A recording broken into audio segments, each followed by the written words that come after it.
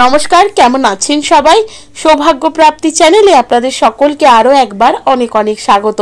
আজ আবারো চলে এসেছি নতুন আরেকটি ভিডিও নিয়ে, যেখানে আমি আপনাদেরকে জানাবো রাহু এবং কেতুর সমস্যায় যদি আপনারা ভুগে থাকেন কিভাবে সেই ভোগান্তির হাত থেকে আপনারা রক্ষা পাবেন। ভিডিওটি সম্পূর্ণ দেখার অনুরোধ রইল।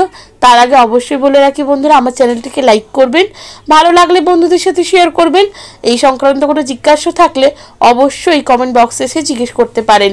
সাবস্ক্রাইব করে বেল বাটনটা প্রেস করে রাখবেন, যাতে আমি যখনই নতুন কোনো ভিডিও দিই না কেন সেটা সরাসরি আপনার কাছে পৌঁছে যায়। তো চলুন বন্ধুরা, ভিডিওটা শুরু করি। জন্মছকে রাহু এবং কেতু এই দুটোই যদি প্রচণ্ড পীড়িত অবস্থায় থাকে, তাহলে কিন্তু যে জাতক বা জাতিকার এই জিনিসটি হয়েছে, অর্থাৎ রাহু আর কেতু দুটোই ডাউন রয়েছে, সেই জাতক বা জাতিকা কিন্তু সারাটা জীবন ধরে প্রচণ্ড কষ্ট অনুভব করেন।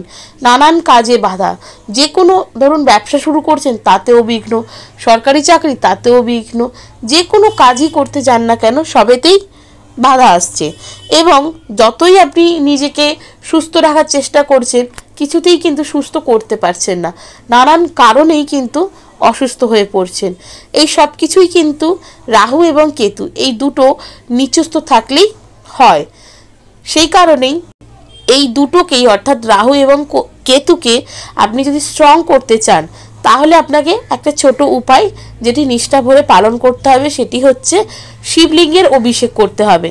চাইলে সপ্তাহে 7 দিনই করতে পারেন, অথবা যদি সময়ের অভাব হয় তাহলে শুধু সোমবার করলেই হবে।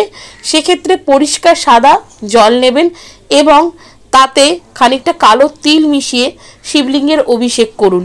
এই অভিষেকটি যতটা নিষ্ঠা ভরে আপনি করতে পারবেন, দেখবেন রাহু এবং কেতুর সমস্যা যত কঠিনই হোক না কেন, আস্তে আস্তে কিন্তু সেই সমস্যার হাত থেকে আপনারা মুক্তি পাচ্ছেন। তো কেমন লাগলো বন্ধুরা আমার এই ভিডিওটা, অবশ্যই আমাকে কমেন্ট করে জানাবেন।